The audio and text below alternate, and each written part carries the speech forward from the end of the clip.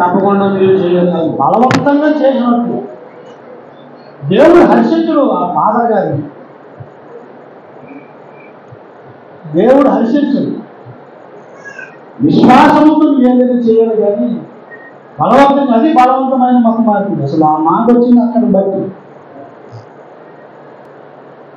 ఎవరిని నువ్వు మా దగ్గర ఈ బెనిఫిట్స్ పొందాలి అంటే ఇదిగోండి నామస్వామి తీసుకో, ఇదిగోండి మీ మాంసాన్ని తీసుకో, కానీ సర్టిఫికేట్ దేవుడు హర్షిస్తాడా? నథింగ్. మనల్ని కూడా హర్షించదు. మనకున్న బలహీనతను బట్టి మనమే చేస్తాం. ఏదైతే మాకు విషయం తెలుసు కదా, ఏదో చేసేస్తామని మనం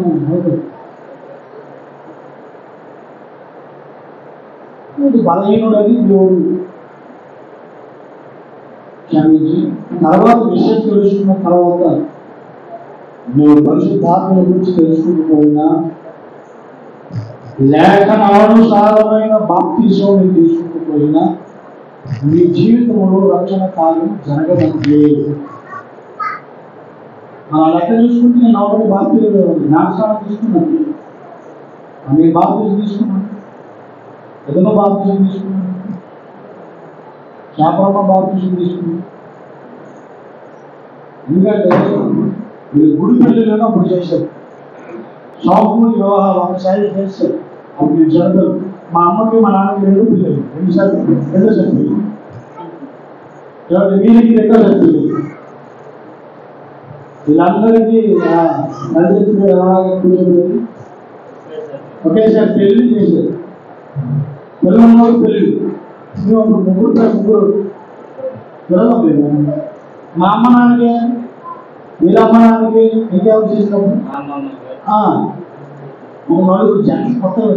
మా అమ్మ నాన్న పెళ్ళికి చూడలేదు అనుకున్నాను, చూసి నీకు ఉందా? నువ్వు చూసావా? చూడు, నేను పెద్ద నేను ఏం చేస్తాను,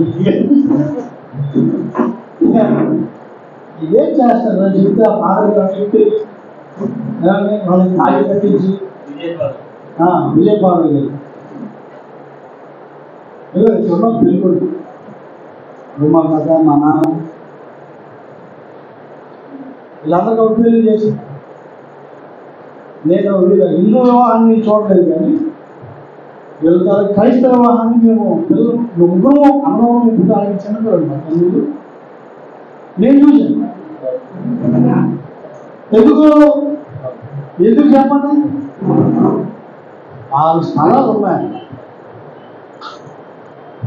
ఆ స్థలాలు మీకు కావాలంటే మీరు తప్పకుండా మీ రిజిస్ట్రేషన్ జరగాలి అంటే మీరు మా డినామినేషన్లో మా మతస్థుడు ఉంటారు.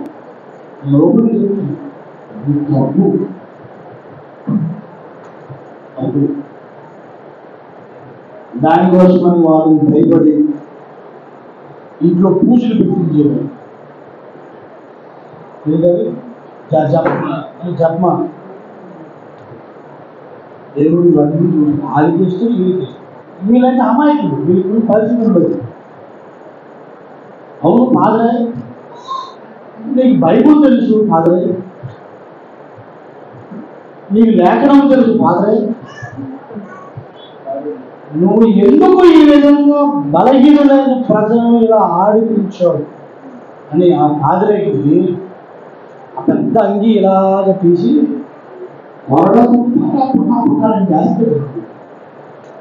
తప్పుడు బోధలో నడిపించిన దైవజనుడు ఎవరైనా సరే, ఇంక్లూడింగ్ మైసెల్ఫ్, ఇంక్లూడింగ్ ఓపెన్ గారు, ఒకవేళ ఎవరైనా తప్పుడు బోధలో విశ్వాసం నడిపిస్తే వారికి ఉన్న శిక్ష చాలా గొప్పది. అందుకే బోధకుడు భక్తులకు నువ్వు ఆతృత పడద్దు అంటారు. దైవజనుడు అనిపించుకోవడానికి ఆతృత పడదు. గంట చాలా గట్టిగా నేను మిమ్మల్ని తప్పులో పట్టిస్తే నాకు గరువు చాలా గట్టిగా ఉంది. ఇప్పుడు ఆదిరేయులు వాళ్ళకున్న మదం బట్టి వాడు సొంత డబ్బులు ఏర్పడిస్తున్నాడా, సొంత ఆ సంస్థలో ఉన్నారు, ఉద్యోగస్తులు నడిపిస్తున్నారు. వాళ్ళని బట్టి ఇలా అంతా ఈవెన్ నాకు అలాగంటే నేను అలా చేయదు. నేను నాకు ఎప్పుడూ కోరిక, నేను నా దగ్గర నాకు కనుక దేవుడు డబ్బులు ఇస్తుంది. ఎంత ఓల్డేజ్ రూమ్ ఉంటుంది, అన్నంతో అన్నం లేక ఎవరో చూడలేనటువంటి సింగిల్ ఉమెన్స్ అందరూ నాకు తెలుసు. వాళ్ళు హిందువు అవని, ముస్లిం అవని, క్రైస్తవులు అవని, వాళ్ళు గొప్ప పెట్టారు. అన్నము భోజనం అది కూర్చొని సువార్త తెప్పిస్తారు. విన్నంత మాత్రం నువ్వు ఎక్కడ చనిపో అని మాత్రం ససేపి అన్నాను. అలాగంటే దేవుడు నన్ను నరకంలో పడేది కాదు. నేను అలా అన్నాను. నువ్వు రక్షణ పొందలేదు కాబట్టి వెళ్ళిపో అనే దరిద్రమైన మనసు నాకు లేదు. అలా ఉంటే నేను ఎప్పుడే నరకంలో పడుతుంది కాదు. దేవుడు ఎవరిని అలా కోరుకు ప్రేమ చూపించమన్నాడు ఆయన. నేను చూపించిన ప్రేమ చూపించు. అంటే ఏ కారణం బట్టి కానీ ఏ వ్యక్తిని ధృవీకరించడానికి లేదు. నువ్వు నా మతంలోకి వస్తే నీకు నేను ఫలాన్ని చేస్తాను, నువ్వు మతంలోకి రాకపోతే నేను ఇవ్వను. నాకున్న అవకాశాలను అడుగులు పంచాలని మళ్ళీ శక్తులు ఉన్నారు ప్రతి ఒక్కరు అని ఆల్రెడీ ఏం చేస్తున్నాను. వాళ్ళకున్నటువంటి బలము, వాళ్ళకున్న మతాన్ని బట్టి నువ్వు నా దగ్గరకు వస్తేనే, నువ్వు ఏంటి ఈ మతం అంగీకరిస్తేనే, నీకు పని చేస్తేనే నీకు ఫలాన్ని ఏమవుతుంది తెలిసిన వాళ్ళకి తెలియలేదు. తెలుసు పై నుంచి ఆర్డర్ చదువుతుంది. మనకున్నటువంటి అవకాశాలు అందరికీ పంచాలి. అది దేవుని ప్రేమ. హల్లెలూయా. హిందూ అయినా సరే నీకున్న పరిస్థితి, నీకు చక్కనైనటువంటి భవిష్యత్తు కావాలి, నీకు చక్కనైన ఉద్యోగం కావాలి, చక్కనైన పని కావాలి, నిన్ను చదివించే స్తోమత నాకు ఉంది, నాకు అధికారం ఉంది, నీకు చదివించే కెపాసిటీ నాకు ఉంది, నిన్ను పోషించే కెపాసిటీ నువ్వు ఎవరో అని నాకు కెపాసిటీ నా వల్ల చూద్దాం. దేవుడు నాకు లేదు పలానా వాళ్ళు కానీ నాకు కానీ చక్కగా ఉండు, వినియోగించు. ఇది దైవజనుడిగా నువ్వు చెప్పవచ్చు. క్రైస్తవుడు అయితే ఇప్పుడు ఒక ఇల్లు ఉన్నాడు, తల్లిదండ్రులు ఎవరు లేరు, బాగా చదువుకున్నాడు, ఉద్యోగం కావాలి. నేను క్రైస్తవుడు, నేను నాకు ఉద్యోగము ఇచ్చే కెపాసిటీ ఉంది. అప్పుడు నేనేమన్నా వారిలో క్వాలిటీ చూడాలా, వాళ్ళ మతాన్ని చూడాలి. నేను చూపించే ఉద్యోగానికి వారికి కెపాసిటీ ఉందా లేదా, జెన్యున్గా పని చేయగలరా లేదా, అది నేను చూడాలి. కానీ వాడు ఏ మతస్థుడు, అది ఏ కులస్థుడు, అలా ఫేస్బుక్లో చూసి మా కులపోయి అంటాడు. అవన్నీ చూసుకునే ఉద్యోగం కదా. ఎప్పుడు ఆ మనస్తత్వం మనం ఉండదు. ఏమండి, వాళ్ళు ఉన్నటువంటి క్వాలిటీ, వాళ్ళు ఉన్న కెపబిలిటీ, క్యాలిబారిటీ, ఈ 3C చూసి వాళ్ళని పెట్టదు. ఏమండి, వాళ్ళు పెట్టి పని చేసుకున్న బాబు అనాలని. నువ్వు నా మతస్థుడు అయితే 1000 మంది పనిచేసి కొంత పెళ్లి కోసం బాగా తీసుకొచ్చారు. పెళ్ళైనా లేదు, బాప్తిజం లేదు, పెళ్లి రేపు సెట్ అవుతుంది, బాప్తిజం తీసుకో. పెళ్లి కోసం ఎదురు చూస్తున్నాడు కొనడు. ఈ బాధ నాకు ఎలా పెళ్లి అవ్వలేదు, పెళ్లి చేస్తాను అంటామని చెప్పి బుడుకు మనం ఇప్పుడు వేసేసాం. స్నానం చేయించాం. మాకు మైండ్ ఏంటైపోయింది, ఆయన బాప్తిజం అంటుంది, నేనేమో మునిగి అనుకుంటున్నాను, నేను ముందు తేలుకున్నాను, ఆయన బాప్తిజం అనుకుంటుంది. ఏదైతే నాకు పెళ్లి కావాలి కదా అంతే కదా అని వీడి మంచి. అసలు ఎందుకు ఈ సిస్టమాన్ని పెట్టాడు దేవుడు? అవి ఎప్పుడు పోతుంది. మొన్నరా అంటే లేకరా అంటే లెగిసిపోయి పక్క బాగా చేసుకుని ఏదైంది, అతను బాప్తిజం ఇచ్చాడు అంటే నువ్వు బాప్తిజం తీసుకోలేదా? ఏం జరిగింది? అతను బాప్తిజం ఇచ్చాడు అంటే నువ్వు బాప్తిజం తీసుకోలేదా? లేదు. మధ్య నీ మునిగితే నీకు అవసరం హాయిబుక్ సాటిస్ఫాక్షన్. నేను బాప్తిజం ఇచ్చాను లెక్కేస్తుంది. నేను 1,00,000 మందికి బాప్తిజం ఓడిపోయిన నా టార్గెట్ పెద్ద అయింది. నేను బాప్తిజం టార్గెట్ పెట్టుకుంటే ఒళ్ళు మిగులుతుంది దేవుడి సన్నిధిలో. బండెడు గట్టి బూడి అయిన తర్వాత చేతి అరచేతిలో కూడా ఉంది బూడి. ఎలాగని చెప్పి జాగ్రత్త. రేపు దేవుడి దగ్గరికి వెళ్ళిన తర్వాత ఏదయ్యా నీ సంఘం అనేసరికి ప్రభా నాకు కొంచెం ఎక్కువ మహిళ ఎందుకు 1,00,000 మందికి బాప్తిజం ఇచ్చారు. ఈ 1,00,000 మంది బాప్తిజం ఇచ్చిన అందరూ చచ్చిపోయారు. ఎవరెవరు ఫలానా వ్యక్తి చేత బాప్తిజం పొందారండి. మీరు విశ్వాస పరీక్ష ఇవ్వడు.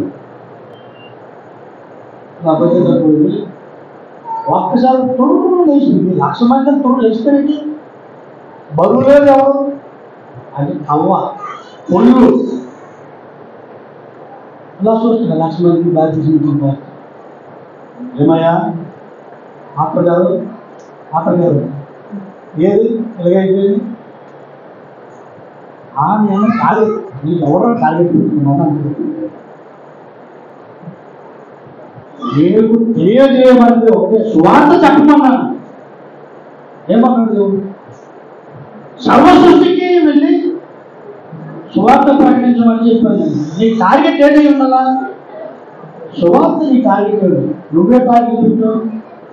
1,00,000 మంది బాగుంటుంది. ముసుగురు బాప్తిజం అడగడమే లేదు. దుంపులు గురించి సంబంధాలు అంటే ఒకవేళ బాప్తిజం తీసుకోలేకపోతే బాప్తిజం మోటివేట్ చేసేసి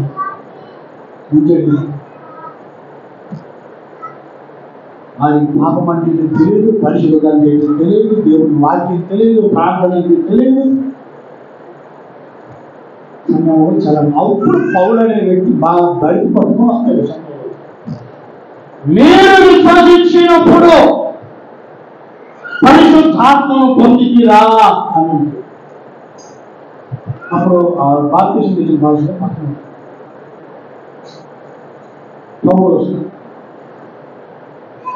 ఆధునిక సంఘ నిర్మాణకర్త. అప్పుడు అందరూ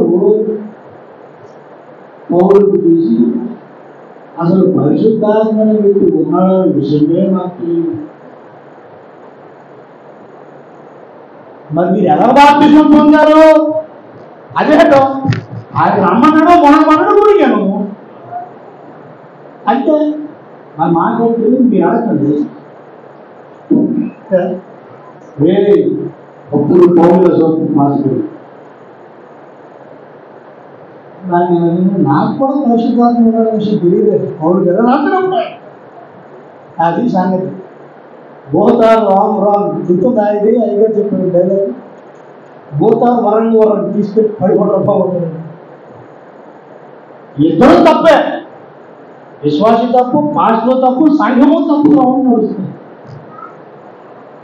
ఇప్పుడు మాస్టర్ గారు కూడా మళ్ళీ ఒకసారి బాప్తిజం తండ్రి కుమార పరిశుద్ధాత్మ దేవుడైన యేసు నామములో మీరు బాప్తిజం ఇస్తున్నాను మాస్టర్ గారు అని ఆయన పంపించి ఇలాగే అందరికీ నువ్వు బోధించి బాప్తిజం పరిశుద్ధాత్మను కూర్చున్న బోధ ఎక్కడైతే ఉన్నదో పరిశుద్ధాత్మ లేనిది జీవము లేని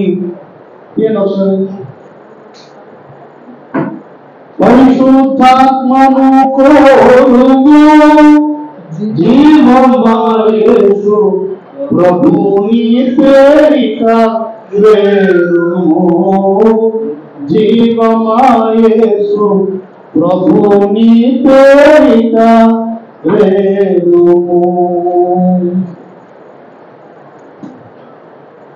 పరిశుద్ధాత్మ లేనిది జీవము లేని ప్రభుకే ప్రభుత్వం కాదని జీవము లేని ప్రభుత్వం కాదని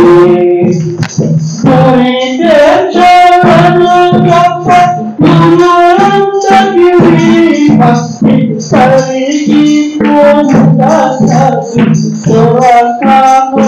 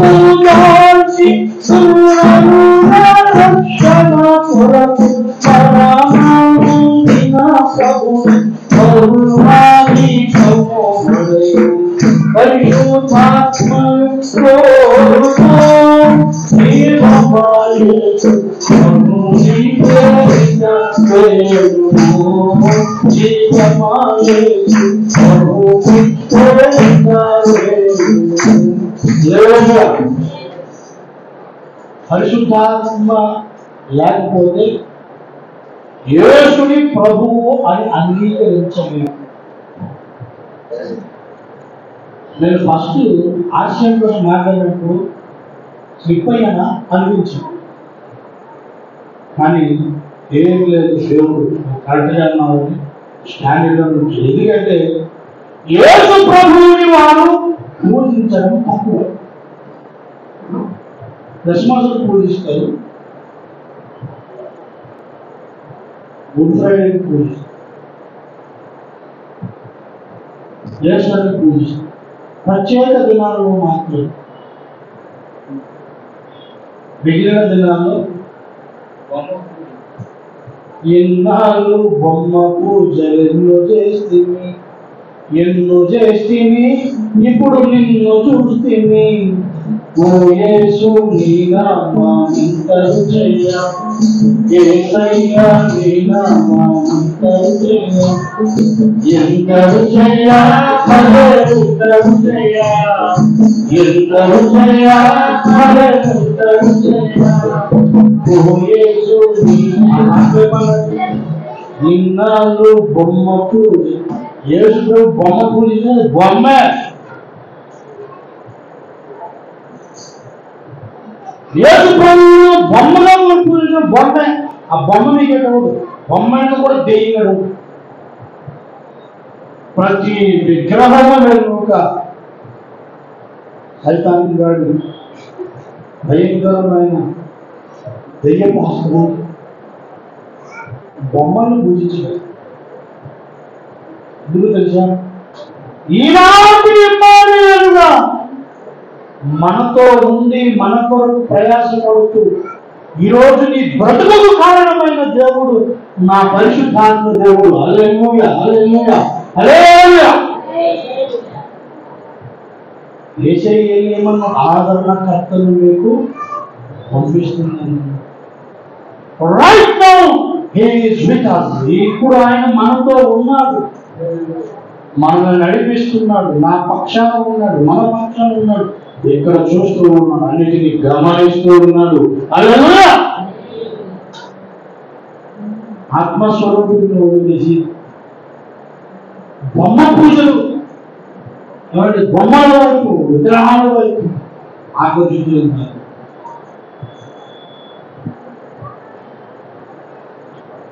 వాళ్ళు ఎప్పుడు అలాగే చేస్తున్నారు. ఎందుకు తెలుసా? పరిశుద్ధాత్మ లేడు అక్కడ. పరిశుద్ధాత్మ లేకపోవడం కనుక యేసుని వాళ్ళు ప్రభువుగా అంగీకరించట్లేదు. ఏమి వేసుకోమని కానీ అమ్మ లేకపోతే కూడా ఎక్కువ చేశారు. ఇది ఒక భయంకరమైన చెడ్డ వాదన. ఆ దెయ్యం నడిపిస్తుంది. ఎందుకు తెలుసా? పరిశుద్ధాత్మ ఏమైనా కార్యం చేయనప్పుడు నీ మైండ్ అలాగే పనిచేస్తుంది.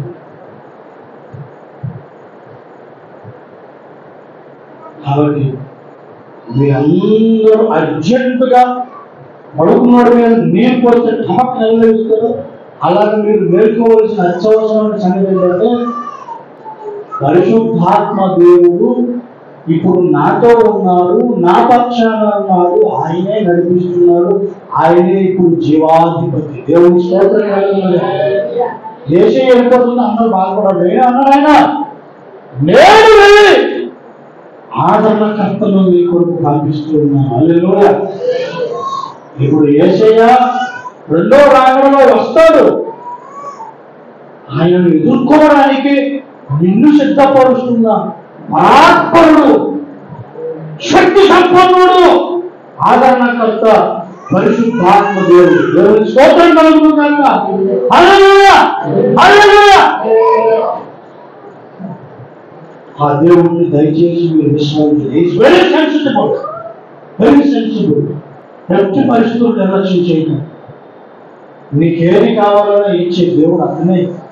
ఈ రోజు నీ 3 పూటలు భోజనం లోపల పెడుతుంది కారకుడు అతనే. ఈ రోజు నువ్వు ఉద్యోగం చేస్తున్నావు కారకుడు అతనే. ఈ రోజు నువ్వు ప్రార్థన చేస్తున్నావు కారకుడు అతనే. రోమపత్రికలో పౌరమన్నాడు, మనము బలహీనులను ఎరిగి మన పక్షాన ఆత్మ తానే విజ్ఞాపన చేస్తున్నాడని చెప్పాడు. హల్లెలూయా. ఈరోజు నీవు కానీ నేను కానీ కుటుంబ ప్రార్థన కానీ సంఘ ప్రార్థన కానీ ఆదివారం ఆరాధన కానీ యేసునామములో అడిగి పెట్టుకుంటున్నాను పరమ తండ్రి అంటున్న మాట మీ పక్షాన ఉంది అనిపిస్తూ ఉన్నాను. హల్లెలూయా. డివోషనల్ మూవీస్ అని నాకు చాలా ఇష్టం. కొన్ని రీజనబుల్ మూవీస్ అంటే లాజికల్ మూవీస్. అవి ఏమైనా భక్తి రస చిత్రాలని దేవుడు పక్కనే ఉంటాడు. భక్తుడికి మాత్రమే కనబడుతుంది, నోడు కనబడుతుంది. ఆ భక్తుడితో దేవుడు సంభాషించే విధానం మీరు ఎప్పుడైనా చూడండి. అది డివోషనల్ ఫిక్షనల్ సినిమాస్ అంటారు. సైన్స్ ఫిక్షనల్ సినిమాస్ అన్నారు, డివోషనల్ ఫిక్షనల్ మూవీస్. సేమ్ వారికి ఒక ఆలోచన వస్తుంది. దేవుడు కూడా భక్తునితో ఆటలాడుతాడు, మాటలాడుతాడు, పాటలాడుతాడు, గడుపుతాడు. భక్తునితో లేడలాడుతాడు.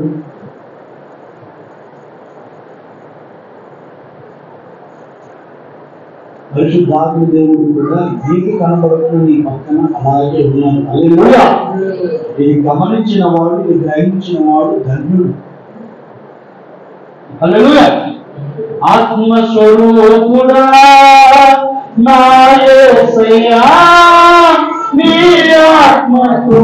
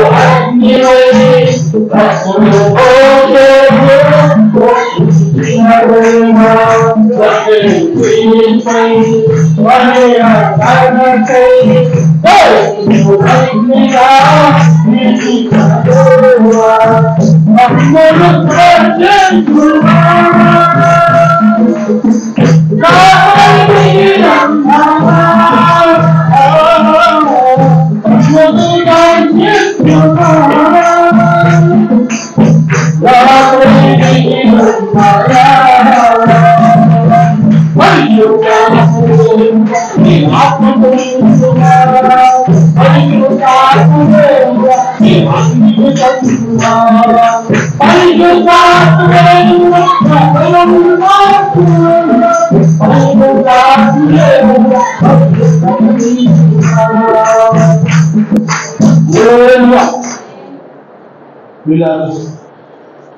పరిశుద్ధాత్మ దేవుడు మనకు యేసయ్య అనుగ్రహించిన వరం. హల్లెలూయా.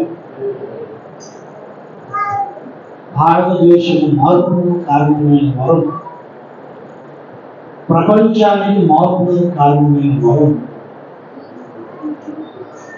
ఆయన వెళ్ళే ఆదరణకర్తను పంపిస్తారన్నప్పుడు ఇప్పుడు వస్తారా ఎదురు చూస్తుంది సంఘం. ఎదురు చూస్తున్న సంఘానికి పెంతెకోస్తు పండగ జరిగిన మంచి ముహూర్తాన్ని అద్భుతంగా దిగివచ్చి ప్రపంచమునకు మార్పుకు కారణమయ్యే ఆ పరిశుద్ధాత్మ దేవుడే ఈనాడు సంఘములో కార్యం చేస్తున్నాడు, కుటుంబంలో కార్యం చేస్తున్నాడు, నీలో కార్యం చేస్తున్నాడు, నాలో కార్యం చేస్తున్నాడు. కానీ చేరు నిజం, ఆ పరిశుద్ధాత్మ దేవుని నీవు చిన్న నిర్లక్ష్యం చేస్తున్నావు. నువ్వు నిర్లక్ష్యం చేస్తున్నప్పుడు కుమార్తె కుమారుడు దేవుడు నీకు మాట్లాడుతున్నాడు. ప్రియ సంఘమా, పరిశుద్ధాత్మ నిర్లక్ష్యం చేయి. నీకు ఈవులు ఇచ్చే దేవుడు, నీకు వరములు ఇచ్చే దేవుడు, నీ బ్రతుకుని మార్చే దేవుడు, నీకు సర్వము సమకూర్చే దేవుడు మన పరిశుద్ధాత్మ దేవుడు. దేవుడికి స్తోత్రం కలుగుతుంది. ఆ పరిశుద్ధాత్మ దేవుడు నీకు అనుగ్రహించాలని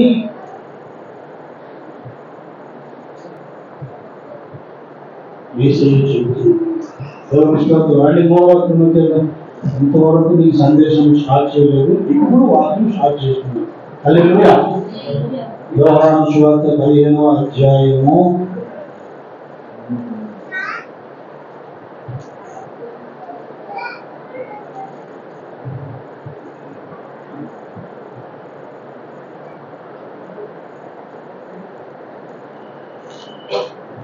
3వ వాక్యం ఎక్కడుందండి? 3వ వాక్యం మర్చిపోయాడు వాడు. రోమా 15:13 కాగా మీరు పరిశుద్ధాత్మ శక్తి పొంది, మీరు పరిశుద్ధాత్మ శక్తి పొంది విస్తారముగా నిరీక్షణ గలవారుటకు నిరీక్షణ కర్తయగు దేవుడు విశ్వాసము ద్వారా సమస్త ఆనందముతోనూ సమాధానముతోనూ మిమ్మల్ని దేవుని స్తోత్రం. హల్లెలూయా. హల్లెలూయా. ఏమండి మాట ఎవరు చెప్పారు?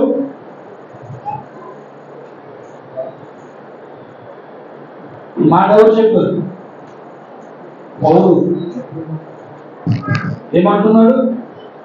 మీరు పరిశుద్ధాత్మ శక్తి పొంది విస్తారముగా నిరీక్షణ గలవారు.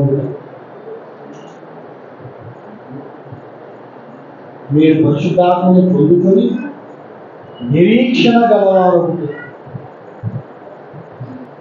విశ్వాసము ద్వారా. ఎవరితో మాట్లాడదు? విశ్వాసము ద్వారా నిరీక్షణ గలవారు పరిశుద్ధాత్మ శక్తి పొంది సమస్త ఆనందంతోనూ సమాధానంతోనూ మిమ్మల్ని నింపునుగా. ఎవరు నింపుతారు? అక్కడ ఏదో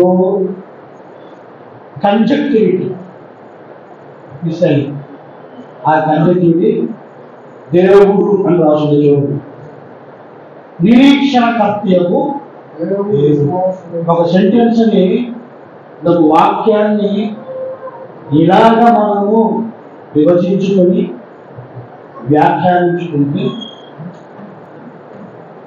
మనకు దేవుడి ప్రత్యక్షత అనేది దొరుకుతుంది. పరిశుద్ధాత్మను శక్తిని పొందుకుంటుంది. ఇది సమస్త ఆనందంతోనూ, సమస్త సంతోషంతోనూ, సమాధానంతో దేవుడికి నిపుణులు చేస్తారు. మనకు సమాధానము, సంతోషం అంటే ఏం చెప్పండి? ఎంతసేపు ఒప్పుకోకపోయినా చేయడం నిజం ఏంటంటే లోకం కదా. లోకంలో ఉన్నదంతా మనకి అసలు ఇదంతా అబద్ధం. సైతాను గారు మన కళ్ళ ముందు నిజము అని పెట్టిన అబద్ధం. రోమాపత్రిక 15వ అధ్యాయం చూసినట్టు, యోహాను సువార్త 15వ అధ్యాయం చూసినట్లయితే 27వ వచనం చదువుతుంది. శాంతి మీకు అనుగ్రహించి వెలుగుతున్నాను, నా శాంతినే మీకు అనుగ్రహించుతున్నాను. లోకం ఇచ్చినట్టుగా నేను మీకు అనుగ్రహించడం లేదు. మీ హృదయమును కలవరపడనీయకుడి, పెరగనీయకుడి. ఏం రాయబడిందండి? శాంతి అంటే పుట్టుకలో సమాధానము మీకు అనుగ్రహించి వెలుగుచున్నాను, నా శాంతినే మీకు అనుగ్రహించుచున్నాను. లోకం ఇచ్చినట్టుగా నేను అనుగ్రహించు, శాంతిని ఇస్తున్నాను, సమాధానం ఇస్తున్నాను. కానీ లోకం ఇస్తున్నట్లుగా నేను మీకు ఇవ్వట్లేదు. అక్కడ మనం రోమాపత్రిక 15వ అధ్యాయంలో సమాధానము, సమస్త ఆనందం మీకు కలుగును గాక కదా. యోహాను సువార్తలో అది పౌలు చెప్పిన మాట. యోహాను సువార్తలో యేసయ్య చెప్పిన మాట ఏంటి? మీకు సమాధానము, శాంతి నేను ఇస్తున్నాను, అక్కడ మీకు కలుగును గాక అన్నాడు పౌలు. అంటే దేవుడు ఇచ్చింది మనకు కలుగును గాక. సమస్త ఆనందము, సమస్త సమాధానం మనకు కలుగుతుంది. మరి సమాధానము, ఈ ఆనందము ఎవరిస్తున్నారు? దేవుడు ఇస్తున్నారు కదా. దేవుడికి మీకు అనుగ్రహించాను పంచక్తి అని మాట్లాడారు కదా. ఆ దేవుడు అన్యాయం చెబుతున్న మాట సమాధానం ఇస్తాడు, సంతోషం ఇస్తున్నాడు. కానీ కండిషన్ అట్లే, కానీ లోకము మీకు ఇచ్చినట్లుగా నీకు అంటే లోకము ఏదో ఇస్తుంది, లోకము నీకేదో ఆనందాన్ని ఇస్తుంది, లోకము నీకు సంతోషాన్ని ఇస్తుంది.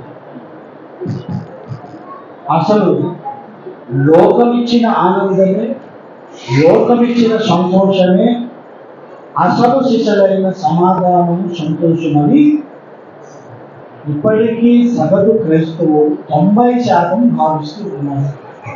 ఇది నువ్వు నమ్మినా, అంగీకరించినా, అంగీకరించకపోయినా ఇది చేదు నిజం. దేవుడిచ్చే శాంతి, దేవుడిచ్చే సంతోషం ఇదేంద్రా అని మన కళ్ళ ముందు ఒక అబద్ధమైన నిజాన్ని పెట్టాడు, లేదా నిజమైన అబద్ధాన్ని పెట్టాడు. అది ఇప్పుడు కాదు, వారి నేత్రములు ఎప్పుడు తెరవబడ్డాయో అప్పుడు నుండి అది అబద్ధాన్ని నిజమనుకునేటటువంటి లోకానందములో గడుపుతున్న సగటు బలహీనుడు మనిషి.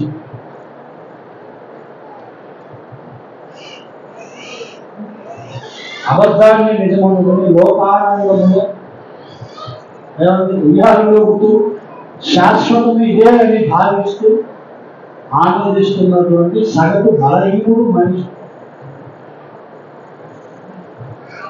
లోకము దాని సమస్తము గతించును అని వాస్తవాన్ని తెలిపాడు లేఖనమునకు కర్త అయిన దేవుడి స్తోత్రం కలుగుతుంది. ఏది శాశ్వతం అని అన్ని శాశ్వతం. అంతా ఇదే ఆనందం, ఇదే అశాశ్వతమైన భవిష్యత్తు, ఇదే సంవత్సరం అని చెప్పి దాంట్లో నిరంతరం ఆనందిస్తూ వాస్తవాన్ని చూడలేని దేవుడు వచ్చింది. అందుకే నువ్వు ఆ భ్రమలో ఉంటావని వెంటనే వేసాడు. లోకము నీకు అనుగ్రహించినట్టు నేను ఏమన్నాడు చూడండి, లోకం ఇచ్చినట్టుగా నేను నీకు అనుగ్రహించలేదు. మీ హృదయం కలవరపడని లోకం ఇస్తున్నట్టు నీకు ఇవ్వండి.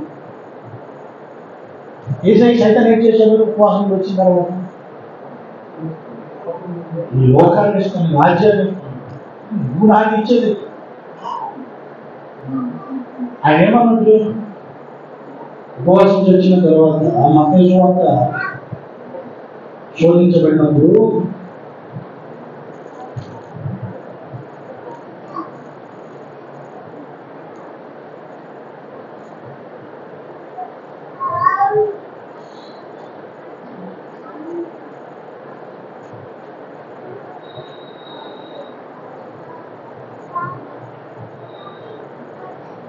ఈ లోక రాజ్యములన్నిటినీ వాటి మహిమను ఆయన చూపి నువ్వు సాగిలపై నాకు నమస్కారం చేసింది కదా, వీటన్నిటినీ నీకు ఇచ్చదని ఆయనతో చెప్పాలి. యేసు వారితో సాతానా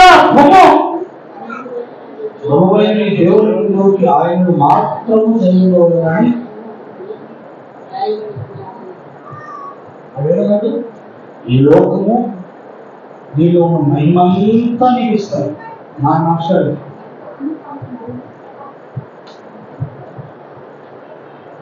ఎందుకంటే వారి పేరు లోకాధికారి, ఈ లోకానికి అడిగారు. అందుకే వాడు ఆ మాట అన్నది వాడి ఉద్యోగం తెలుసా మీకు? Is the employee.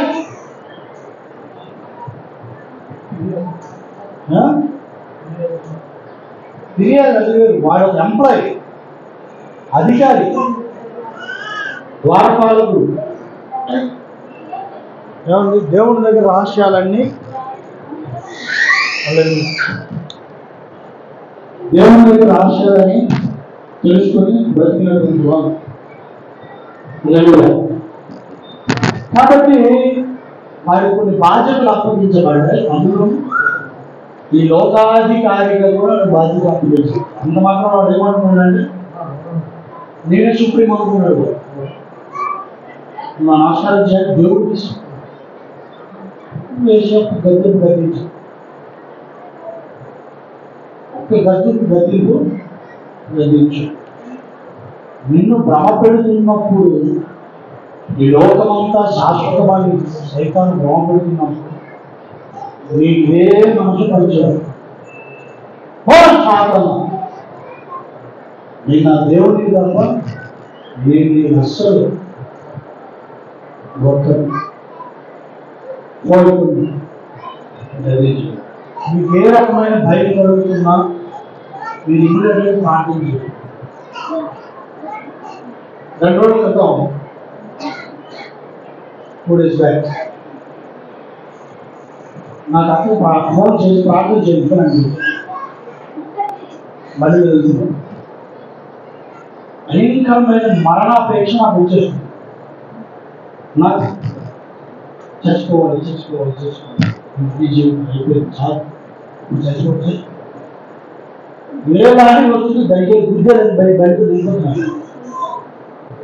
నిజం 2 రోజులు నన్న ప్రేరకు వస్తుంది. ప్రభు ఈ సోదరు దయచేసి నువ్వు నీ అచ్చడి ఎవరైనా ప్రార్థన చేయించుకోవాలి అని చెప్పి అక్కడికి ప్రార్థన ఫోన్ చేసి ప్రార్థన చేయొచ్చు. అయ్యారు అని బిజీగా అవుతుంది. అక్కడికి వచ్చాను, భయపడిపోతున్నాను. మళ్ళీ ఏం తమ్ముడు ఏమైంది అని అడుగుతున్నా. అసంకల్పం నాకు ఏ కారణం లేదు, వితౌట్ రీజన్ ఏమంటుండే. 2 days బ్యాక్ లేకపోతే దానికి వెనకాల కూడా ముందే కూడా ఎలా కూడా వెళ్ళిపోవాలి భయంకరమైన ప్రేమ బాగుంది గండాలను ఎలా ఉన్నాను ప్రార్థన చేసుకున్నాను. నాకు మరణాపేక్షను కలిగించి నన్ను శాశ్వతంగా దూరం చేయాలని చూస్తున్నావు సైతాన, ఏడుస్తున్నాము అని గర్దిస్తున్నాను. మొత్తం గద్దింపు చేశాను. నా మనసులో ఏమైపోయింది, నీ ఒత్తిడి ఏమైపోయి దేవుని స్తోత్రం. ఏ భయంకరమైన పరిస్థితి కలిగింది, ఎలాంటి అనుమానములు కలిగింది, ముందు ఎక్కడున్నా ఒక 2 నిమిషాలు సైన్ వచ్చి ప్రార్థన చేస్తూ ప్రభావి వచ్చి నాకు ఎందుకు బట్టి నాకు కలిగిస్తున్న ప్రతి అంధకార దురాత్మ చీకటి శక్తులు సమూహాన్ని ఏడుచున్నాము భయపడుచుకున్నాను నేను ప్రార్థించాను. దెబ్బకి నేను నా సాక్షి చెప్తున్నా. సైతాన్ గారి కొట్టే మంత్రాలే నువ్వు అనుకుని జాగ్రత్తలేదు, తీసుకుని జాగ్రత్తలేదు. ఒకరి చిత్రం కాదు, నా ఎక్కడి నుంచి కాదు. నేను ఇంకా ఆ ఊరిలో నేను పడకూడదు. అప్పుడు చేసి అప్పుడే అలాగే జీవితం అంతా దిగిపోతున్నా. అలా ఊరిలో అలా నేను దిగిపోతున్నాను. నాకు తెలియకుండా ఏవేవో అనవసరమైనవి నా చేత ఖర్చు చేయించి సైతాన్గా నా ఊరిలో దిగుతున్నాను. వారి నుంచి నన్ను కాదు నాకు పెంచుతాగే పరిస్థితి ఎప్పుడు భావించండి. ప్రార్థన చేసే విధానం వరకు లేదు. అప్పు తీశాక కొత్త తీశాను. ప్రభు అప్పు తీసేయడానికి అంటే అప్పు పని తీయమన్నా కూడా నువ్వు పెట్టుతున్నావు. స్వయం విరుద్ధమైన పరిస్థితి.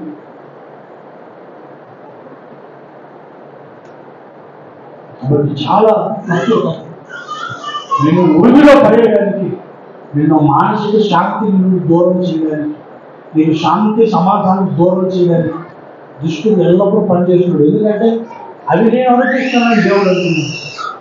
అవి తప్ప నీకు అన్ని అనుభవిస్తున్నాడు వాడు అంటున్నాడు.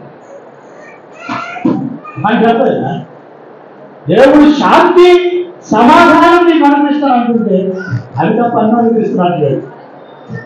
మనకు అవి తప్ప అవన్నీ లేదు. అవి తప్ప మనకు అవన్నీ లేదు. మనం డబ్బు సంపాదించి ఏం చెప్పండి, చక్కగా భోజనం చేసి శాంతిగా ఉండడానికి. డబ్బు ఉంది, శాంతి లేదు. డబ్బు ఉంది, సమాధానం లేదు. పవర్ ఉంది, సమాధానం లేదు. నువ్వు ఓవర్గా డబ్బాలు కొట్టుకుంటూ అందరూ నిచ్చుకోవడం ఇష్టపడుతూ ఉంటారు. అది మన దేవుని లక్షణాలు కావు, మనం గౌరవించిన మనకి అన్ని తప్పులో మనం ఆలోచించినటువంటి అంత శాంతి, మనకి ఎంత ఎక్స్పెక్టేషన్ పెరిగిపోతుంటే అంత హ్యాపీనెస్ అనేది పోతుంది, పీస్ఫుల్నెస్ అనేది పోతుంది. పీస్ ఎందుకు సర్వ సంఘ పరిత్యాగుడై చాలా మంది వెళ్ళిపోతుంటారు. అన్ని ఉంటేనే కష్టం, శాంతి ఉండదు. చాలా మంది పురుషులు అనే మాట చెప్పడం ఎందుకు చేస్తున్నాడు ఆయన విరామం చేస్తే బాగున్నాం. ఒక్కరు ఎంత బాగుంది, ఏది జీవితం పెళ్ళెందుకు చేస్తున్నాడు ఆయన అంటే ఎవరు వస్తుంది, ఏమి శాంతి లేదు, సౌండ్. పెళ్లి కోసం వాళ్ళు చాలా ఎక్స్పెక్టేషన్స్, చాలా ఎక్స్పెక్టేషన్స్. ఆ ఎక్స్పెక్టేషన్ దగ్గర రీచ్ అవ్వట్లేదు. అప్పుడు ఏంటంటే గొప్ప బాధ అనిపిస్తుంటుంది. నేనేమన్నా ఫస్ట్ ఎంత ఎక్కువ ఎక్స్పెక్టేషన్ ఉంటే అంత దెబ్బ ఉంటుంది. 0 ఎక్స్పెక్టేషన్స్ 0 ప్రాబ్లమ్స్, 0 ఎక్స్పెక్టేషన్స్ 100 హ్యాపీనెస్. దేవుడికి స్తోత్రం. Don't expect more in the world. ఈ లోకంలో దేని మీద అధికంగా ఆశపడద్దు. అదృశ్యమైన వాటి మీద లక్ష్య పెట్టాను అన్నాడు దృష్టి పౌరుడు. అనగలరు ఎందుకు? ఈ దృశ్యమైన వాటి మీద ఎంత లక్ష్య పెడుతున్నావు? దొరికిన సరే శాంతి ఉండదు, సమాధానం ఉండదు. కనబడాలి వాటి మీద దృష్టి పెట్టుకోవడం మంచిది. దేవుడికి స్తోత్రం కలుగుతుంది. అది దొరుకుతాయి. హల్లెలూయా. అది తప్పకుండా దొరుకుతుంది. ఎందుకంటే నువ్వు ఈ భూమిని వదిలి అక్కడికే వెళ్ళాలి. పరలోకము నా దేశము పరదేశి మాయలోకమేగా నేను యాత్రికుడను. పరదేశి మాయలోకమేగా నేను యాత్రికుడను. ఎంతో అందమైనది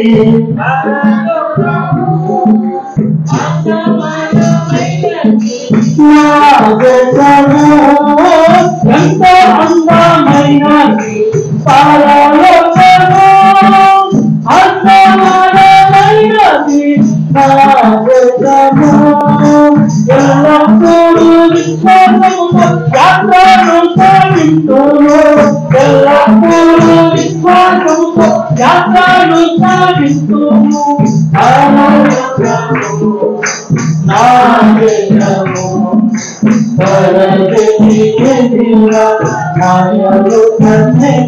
నేను యాత్రికుడను. ఈ కాన్సెప్ట్ ఉన్నవాడు ఎప్పుడు హ్యాపీగా ఉంటాడు. మిగిలిన పిచ్చోడ్లా కనబడుతుంది. కానీ ఈ కాన్సెప్ట్ ఉన్నవాడు ఎప్పుడు హ్యాపీ. నేను ఒక్కడిలో మాత్రమే అంత 1000 మంది నాకు ఇస్తున్నా. నీవు నేను అనుకోవాల్సిందే ఐఎమ్ సింగిల్. స్టేటస్ ఏంటి? మ్యారీగా అన్మ్యారీగా? I'm single. నువ్వు ఎప్పుడు అనుకోవాలి సింగిల్. ఇదేదో చూడటం బాగుంది. పెళ్ళి అయితే సింగిల్ సింగిల్ అనుకుని మరి వేరే అమ్మాయి చెప్పకండి ఐఎమ్ సింగిల్ అని. అప్పుడు అది మిగిలి అయిపోతారు. అప్పుడు మిగిలి అయిపోతుంది. అర్థం కాగలదు. కాబట్టి సింగిల్ అనే ఆలోచన ఎప్పుడు రావాలంటే ఎంతమంది ఉన్నా నేను మా దేవుడి దగ్గర నేను సింగిల్. నీవు దేవుడు. హల్లెలూయా. ఇదే కాన్సెప్ట్. బాధ్యత రావాలన్నా భార్య పిల్లలు ఇవన్నీ అది బాధ్యత. అది చేసుకుని వెళ్ళాలి. మీకు తప్పనిసరిగా ఏంటంటే దేవుడితో నీవు వ్యక్తిగతంగా నడవడు. హల్లెలూయా. అలా నడిచిన వాడు ఎప్పుడు సుఖం సమాధానం కలిగి ఉంటాడు. హల్లెలూయా. ఎందుకంటే దేవుడు అనుగ్రహించేది అదే. ఈ లోకం అనుగ్రహించినప్పుడు దీనికి నియమం. లోకంలో ఏమిస్తారు? అంత దరిద్రమే. ఏదన్నా దరిద్రమే. మంచి ఫోన్ కావాలి అనుకుంటున్నాడు. అది కొద్ది రోజులు పోయిన తర్వాత దరిద్రమైన ఫోన్ అని అంటున్నాడు. చిన్న హ్యాండ్ దరిద్రమైన ఫోన్. ఇది దరిద్రం అంటాం లేదు. చిన్న హ్యాండ్ చాలు. మంచి ఫోన్ అని కొంచెం కొద్ది రోజులు పోయింది దరిద్రం. మంచి భోజనం అంత బాగుంది కానీ ఎక్కువ వచ్చింది. ఎందుకంటే లోకంలో అంతా అంతే. డబ్బులు బాగా వస్తున్నాయండి. ఏ చేతులు ఉండవు. ఇలా వస్తున్నాయి. మంచిగా అనుకున్నాం మరి డబ్బు లేదు అని ఉండదు. అప్పు లేకుండా ఆరోగ్యంగా దేవుడితో సమాధానము కలిగి బ్రతకడమే జీవితంలో గొప్ప సౌభాగ్యం.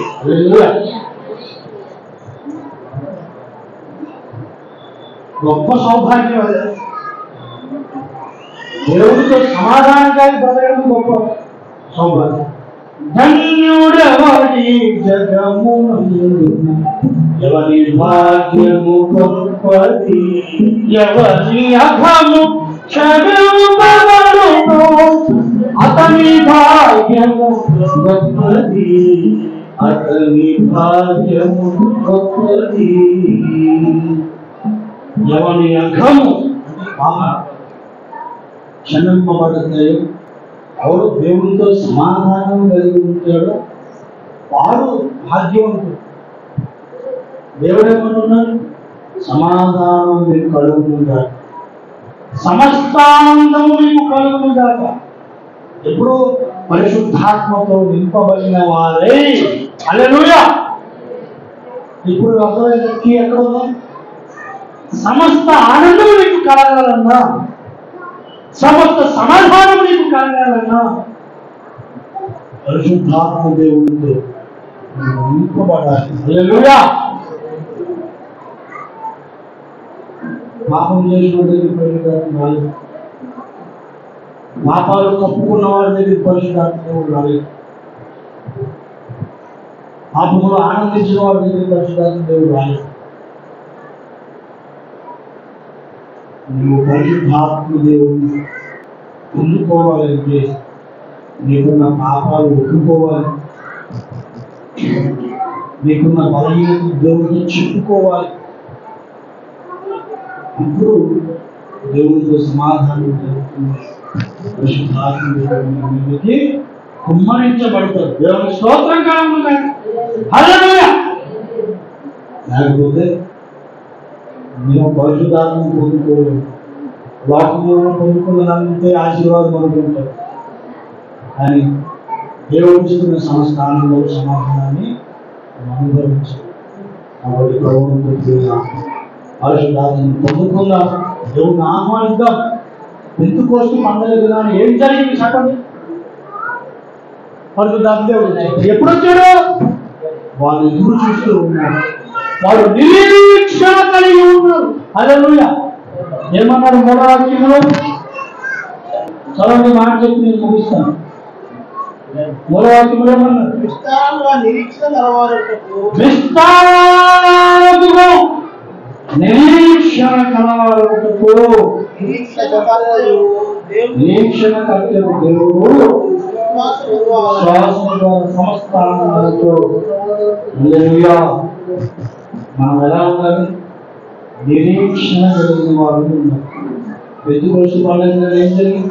వాళ్ళు నిరీక్షణ ఉంది, దేవుడు వస్తాను పంపిస్తానని చెప్పాడు, పంపిస్తున్నా.